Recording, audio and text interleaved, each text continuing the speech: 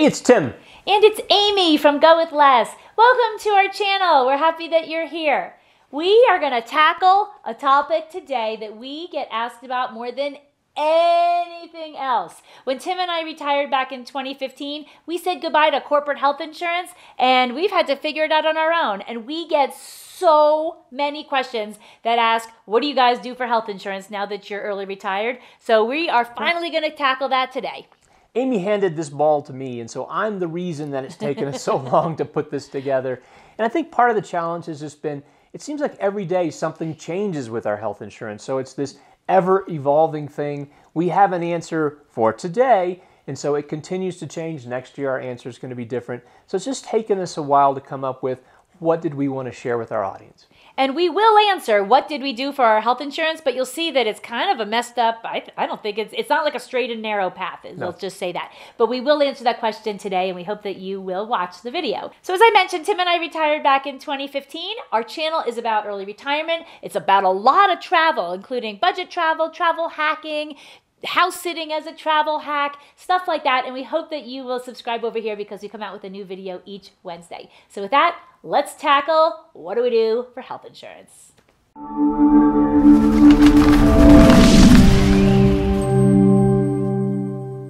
Man, this should be easy. This is not an easy topic. So one of the things that we could have done whenever we were looking at insurance is not have any insurance. I guess that really wasn't an option for us. So I'm 51. I forget how old I am. Amy's 50. And so certainly one trip to the hospital here in the U.S., that could be $100,000, $200,000 for a simple trip to the hospital. So crazy. You have to have health insurance here in the States if you have any assets that you're looking to protect.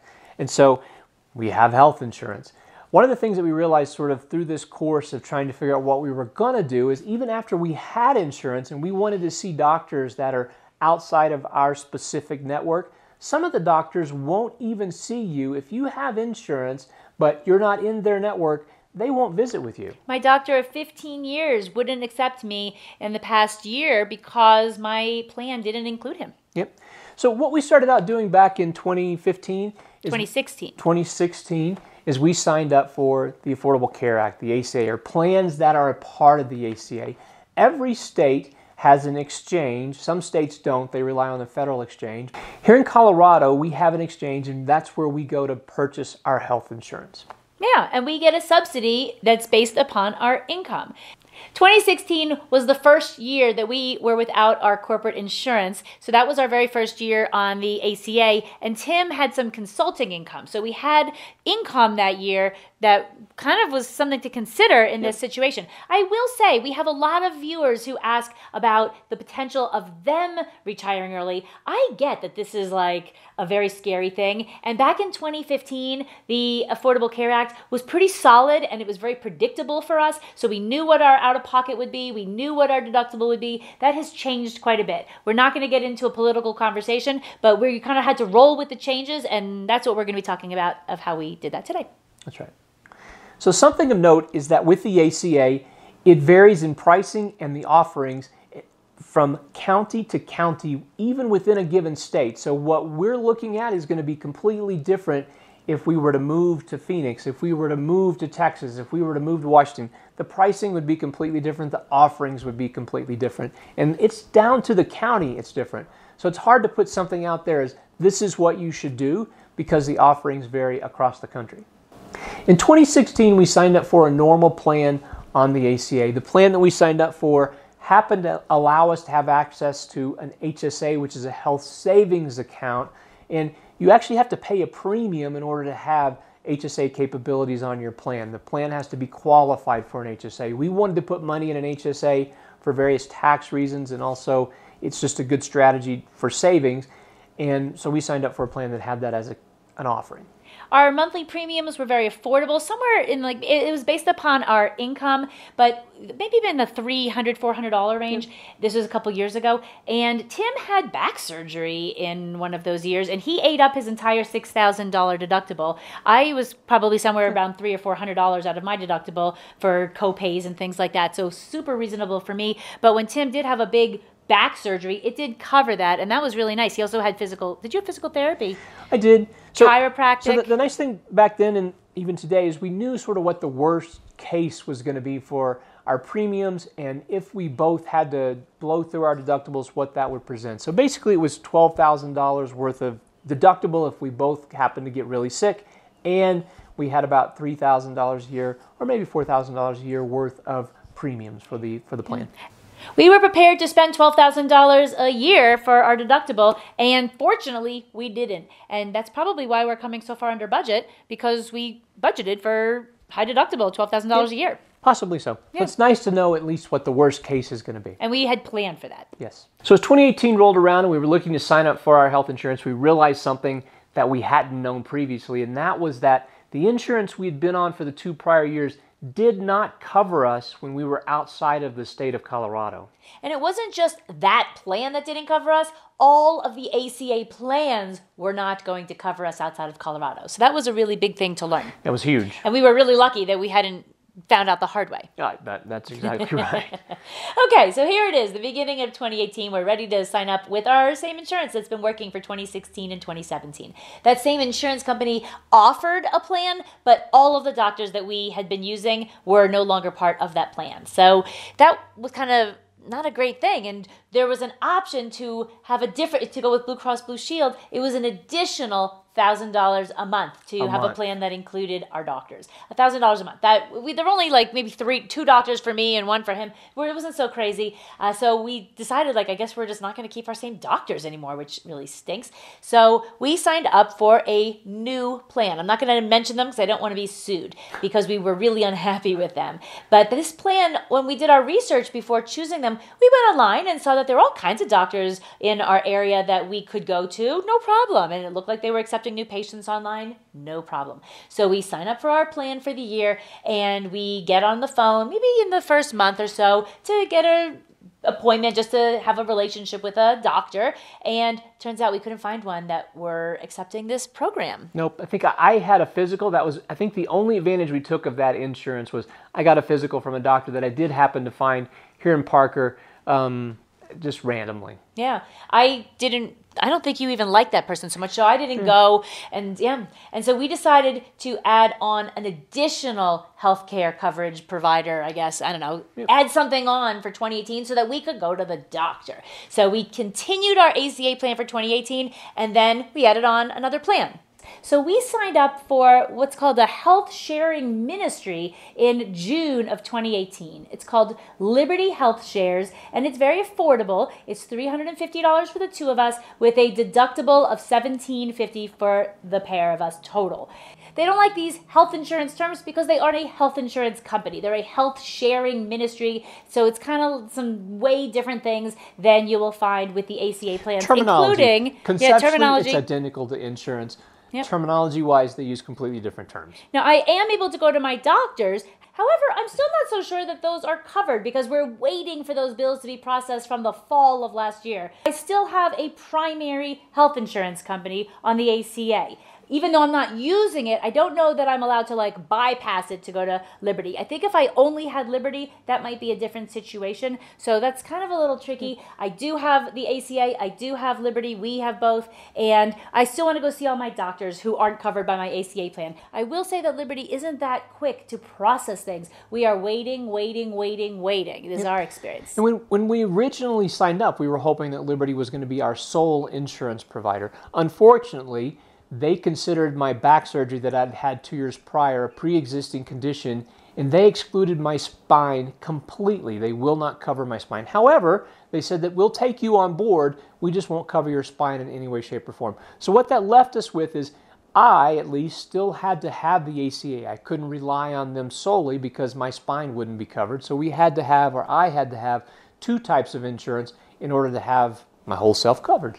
And the reason why I went with Liberty Health Shares is I wanted to get in there before I had a pre-existing condition. Tim had some other things, like a little skin cancer thing removed. So they said, we're not going to cover that for something like a year or 2 years. But his spine was a totally different thing. They said, we are never going to cover anything with your back, no matter what. It doesn't even have to be about the thing that was operated on in the past. Never going to touch that. So that required Tim to hold the insurance for his back, and I don't think it cost me anything extra to be on that plan, so I stayed on it. So it's still a little bit of a mystery because we're waiting to be paid on things, and we're not quite sure how this Liberty is going to shake out. But there's a really cool thing about Liberty that we didn't have with our ACA plan, and that's that we could use it outside of our state. We do travel all the time, not only outside the country, but also all around America. And as long as a bill is in English and billed in US dollars, Liberty will cover it. Which is pretty sweet. So the end of 2018 came, and it was time to pick a plan for 2019 on the ACA, and we dumped that plan that we couldn't see any doctors with, and we started a new plan. We're with Kaiser Permanente. We don't plan to use them, though, so even though we're paying for them, it's only $14 because we're able to keep our income low enough to have those premiums be very, very low, and we're maintaining Liberty Health Shares. So for the moment, we have Liberty and Kaiser Permanente. And Kaiser Permanente also has a pretty high deductible per person, like $6,000, $5,500. It's $5,500. So it's similar to the same plans we've had before. The interesting thing about Kaiser is you can only see doctors that are in their network. Only see doctors that are in their network. No other doctors you can see. And I really like my doctors. After 15 years and I'm getting older, I want to see my doctors. Two things to note about the ACA when it comes to subsidies is there are cliffs. There's a cliff at the bottom. I don't know if you call it a cliff, and there's a cliff at the top. So at the top, if you make, here in Colorado, if you make over $66,000 roughly, then your subsidies go to zero. So if you make $65,000, in our situation, our subsidy would be $830 a month. If we made $66,000, the subsidy goes to zero. So that is a big cliff. At the bottom, it's $23,000. If you make less than as a couple, if you make less than $23,000, then you are qualified for Medicaid, and again, you would get no subsidies. So for us, what we want is basically to have our income just be a little over that Medicaid cliff, if you will. Threshold. Threshold. So a little over $23,000 would qualify us for the most amount of subsidy that we could possibly qualify for. And so you may ask, how in the world do you keep your income so low? You say that you make $36,000. How do you keep your income so low? How do you keep our income so low? And so the nice thing about our situation is we're living off capital gains and just money, cash that we simply have in savings. And so we don't have any earned income at all. The only way that we make income is when we sell our assets and we have capital gains or a little bit of interest and dividends that we have from our assets. Most of our assets are actually tax-deferred assets, so those don't count at all for this equation. So let's say, for instance, that in 2015 we invested $50,000 and then it had grown in 2018 to $70,000. Well, that's $20,000 worth of gain. When we go to sell that $70,000 worth of investment, we're only going to pay tax on the $20,000. That's going to be the only income we have is that $20,000. So we can control our income a little bit to make sure that we are where we want to be to maximize this subsidy. And we're figuring that out at the end of December for the tax year. That's exactly right. So for 2019, we have Kaiser Permanente, which only costs us $14 a month with an extremely high deductible, and we don't plan to use that. And there's Liberty Health Shares, which is $350 a month with a deductible of $1,750. So that's where we are. Now, we're going to be nomadic in a year, and we are changing things up again. Yep, we sure are. So we found a plan by this company called Azimuth. I don't know. I'm going to put it underneath because it's Azimuth Risk Solutions. And what they offer is plans that sort of designed for people that are nomadic or people that are going to be out of the country, people that are going to be expats, things like this. So there is a requirement to have access to this insurance that you are out of the country for a minimum of 6 months over the course of a year. They have two different flavors. There's one flavor that will cover you anywhere except for the U.S. or Canada. And then they have a flavor that will cover you for the entire world, including the U.S. or Canada. And they also have a range of... And Canada, not or Canada. Right. If you're in either of those two places, why Canada is lumped into this, I'm not sure. But these are the two places that they have in this plan where you have to have a higher premium if you want to be in those two places and have health care. And it's pretty affordable. The interesting thing on this is that women are so much more expensive than men. I'm 50 years old. Tim said it's because women can have babies. Who's having babies in their 50s? Anyway, women are supposed to be healthier than men, but maybe it's because women go to the doctor more often than men. I don't know. That makes absolutely no sense. But we're looking, and They have huge ranges of a deductible on Azimath. So it's anywhere from $250 deductible to $10,000 deductible, and it's probably about $4,000 per person to $900 per person at kind of both ends of the range. And it's age dependent and it's deductible dependent, and it's where do you want coverage, US, Canada, or not. So averaging it out, if we have a middle of the road deductible, say $5,000, I think it was roughly it's going to cost us about $6,000 a year to have access to this insurance that would cover us when we're abroad as well as when we're here at home. The Azimuth plan also has something that we're going to have to go through, and that's underwriting. So I don't know if my back will make it so that I'm not qualified to have this insurance, and we may have to look elsewhere. I did have a conversation with a broker just a few weeks ago about worldwide sort of insurance plans, and there are options that are available that are quite a bit more money that allow you to have pre-existing conditions. And so I don't know, this to me, my back issue happened multiple years ago. To me, it's no longer a pre-existing conditions, but Liberty thought it was, so I'm not sure what you it isn't. To me, it isn't. So I don't know what other providers are going to consider about what's going on with my back, whether that's a pre-existing I don't think condition they care what you think. I don't think they do either, no. And this would replace both our ACA plan, so we would walk away from our ACA plan. We would probably also walk away from Liberty depending upon how things work out this next year. Yeah, so we are still figuring this out, but the Azimath isn't final either. If you are a expat traveler, who are you using for your health insurance? We would love to know down below. This is really only probably maybe just for U.S. people. I don't know if it matters because we know a lot of our viewers are international. And what we're talking about with the expat health insurance is true health insurance. It's not trip insurance. For the first time, we bought trip insurance this past summer when we were gone for 9 weeks with Allianz. And that's really trip insurance. It's about coverage of your stuff and a variety of trip cancellation, things like that. And we, I think, only did the health piece of that. It was very affordable, but it's not designed to be your health insurance. So we are very interested in what our audience is doing if you are nomadic for your health insurance. We understand that it is very affordable to potentially go to the doctor outside of America with excellent care. We totally get that, and we may just be paying for a lot of this out of pocket. As a full-time traveler, do you have extra health insurance you pay for, or are you just doing only out of pocket? Our healthcare landscape continues to evolve. It seems like it changes every week. We find out something new, whether it's changes, things we didn't understand with Liberty, or changes to the ACA. It's usually not good changes. It's usually not good. Unfortunately, that's true. So we don't have good answers where we can just say, this is what you should go and do. We wish we had those answers. We wish we had those answers for ourselves. We think that this Azimuth plan is going to be something that we're looking forward to having something. We thought that Liberty was going to be great. We're still trying to figure out what that's going to look like for us. So it's just, it's an ever-changing beast. And it's more uncertain for us today than it was when we retired back in 2015. That's exactly right. Yeah. We want to know what you're doing for your health insurance if an employer isn't managing your health care. Please let us know down below in the comments, especially if you are a traveler, especially if you are a U.S. citizen. If you're from another country, make us so jealous and tell us about your fabulous health care that's free down below, and we will just be green with envy. And maybe you understand why Americans are so obsessed with healthcare, because it's insane.